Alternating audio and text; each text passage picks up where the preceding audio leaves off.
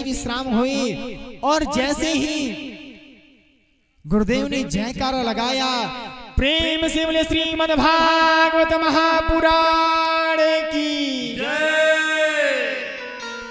तुरंत महाराज ज्ञान वैराग्य एकदम 16 वर्ष के युवा हो गए।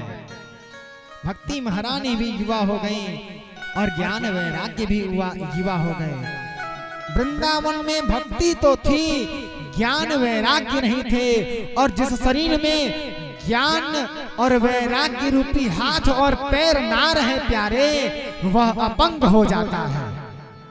ना वो चल पाता है, ना वो बोल पाता है, ना वो अपने हाथ से खा पाता है, ना किसी को खिला पाता है। तो ज्ञान वैराग्य जो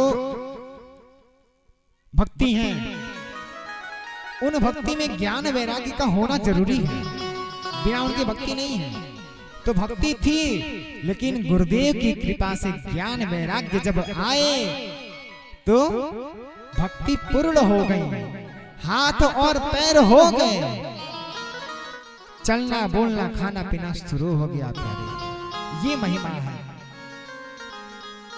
जब इतनी कथा पूज्य गुरुदेव सूत जी महाराज ने सौनक आदि 88,000 ऋषियों को सुनाया महाराज, तो सौनक जी ने पूछ लिया, बाबा आप ये बताओ कि ये केवल भक्ति और ज्ञान वैराग्य की मुक्ति हो गई, क्योंकि भक्ति सत्कर्म थी, साक्षात भक्ति थी तो मुक्ति हो गई, बच गई, भगवान के हृदय में रहती थी तो कथा से बच गई। परंतु क्या पापी भी तर सकते हैं? जो अथाह पाप में डूबे हुए हैं, ऐसे पापी कैसे तरेंगे? तो ऐसे पापियों को तरने का कोई उपाय बताइए प्रभु, कोई उपाय बताइए।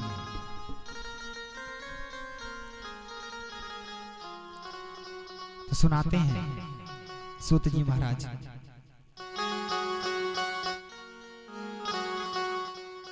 कि एक बार एक बड़े ही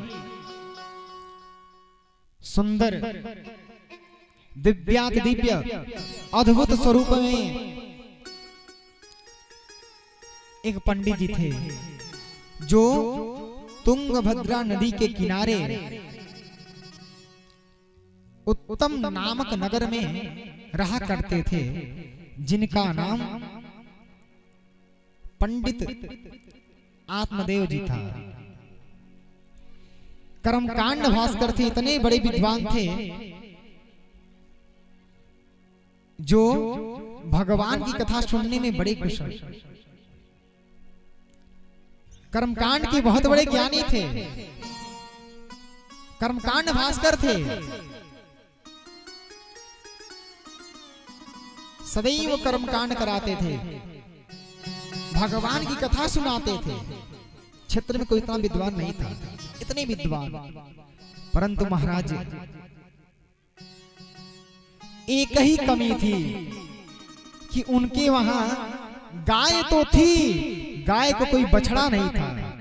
6 साल हो गए गाय को। उनके वहां तुलसी का पौधा लगाया जाता था, वो पौधा सूख जाता था, मुरझा जाते थे तुलसी के पौधे। आज लगाए कल मुरझा गए।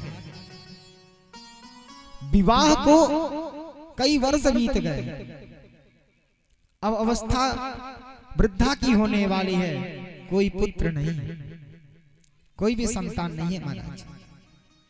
इतने बड़े ज्ञानी हैं, शास्त्रों का जिनको ज्ञान है, ज्योतिष कर्मकांड की जो भास्कर है पंडित आत्मदेव जी, उनके वहां उनका संतान नहीं, यही कष्ट था।